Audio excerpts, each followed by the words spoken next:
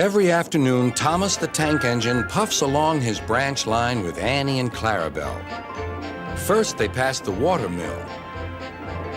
Next, they come to a big farm. Then, they can see a bridge with a village nestled either side of it. This is a special place. Whenever children hear Thomas coming along, they stand on the bridge waving until he is out of sight.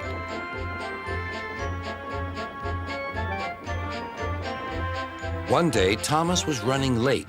He had stopped at the signal before the bridge to talk to some new children. Percy the green engine was waiting too. "Hurry up, Thomas," called Percy when the signal dropped. "If you're late, Sir Topham Hatt may get a new engine to replace you." He would never do that, thought Thomas, but he was worried. Next day, Thomas hurried along the line. Just ahead was the goods yard. There, on the platform, was an inspector waving a red flag. Next, Thomas saw some children. They were waving too. Something must be wrong, thought Thomas. This station is for goods, not passengers. "Help, Thomas, help! We're glad to see you," called the children. "Please, will you take us home?" The station master explained to Thomas's driver that the school bus had broken down, and all the parents would be worried if the children were late. Thomas waited as the children walked down from the bridge.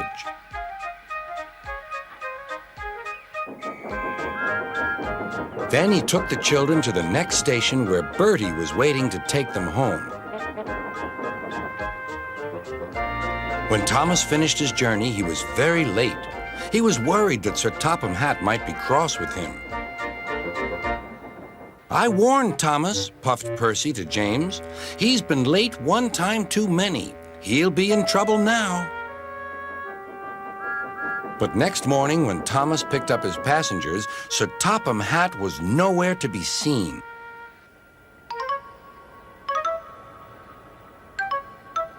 "Thank goodness," sighed Thomas.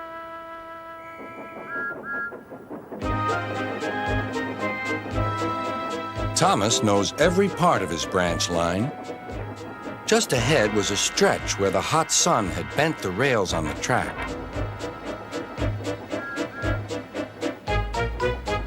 "Careful, Thomas," called his driver, but it was too late.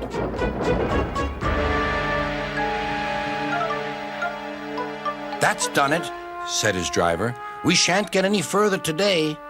"But what about my passengers?" asked Thomas. "Don't worry, they'll be looked after," replied his driver. While workmen repaired the line, Thomas had to shunt freight cars in the yard. Bertie came to see him. "I understand you need my help again." "Yes, Bertie," replied Thomas sadly. "I can't run without my rails." Bertie set off to collect Thomas's passengers.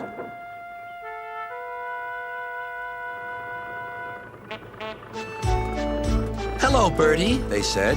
"We're glad you're here." Bertie drove along the road that runs by the railway. He stopped at each station along the line. Sometimes he stopped between stations to let people off closer to their homes. Thomas felt miserable. "I've lost my passengers to Bertie. They'll like him better than me." Sir Topham Hatt arrived. "Your branch line is repaired. I'm going to change your timetable so that you and Bertie can work together more." When Thomas reached the station, there, to his relief, were all his passengers. "Bertie is a good bus, but we missed our train rides with you," they said. Later, Thomas spoke to Bertie. "Thank you for looking after my passengers." "That's all right, Thomas. I like to make new friends, but I'm glad to share them with you." "You're a good friend indeed," replied Thomas, "and always will be."